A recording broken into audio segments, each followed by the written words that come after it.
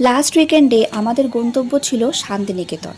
শান্তিনিকেতনের বিশেষ আকর্ষণগুলির মধ্যে অন্যতম একটি হলো সোনাঝুরির হাট বা খোয়াই মেলা।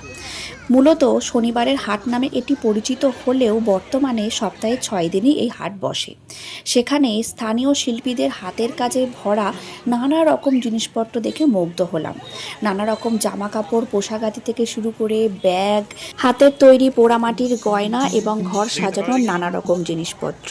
এছাড়াও উপরি পাওনা হিসেবে রয়েছে মাদলের তালে তালে আদিবাসী মহিলাদের নৃত্য এবং বাউল গান। হাটটি ঘোরার সময় স্থানীয় বিক্রেতাদের কাছ থেকে জানতে পারলাম এবছরে এই সোনাঝুরি হাটে দোল উৎসব হচ্ছে না। বন দপ্তরের নিষেধাজ্ঞা জারির জন্যই এমতাবস্থা। তবে পর্যটকদের জন্য খোলা থাকছে এই হাট।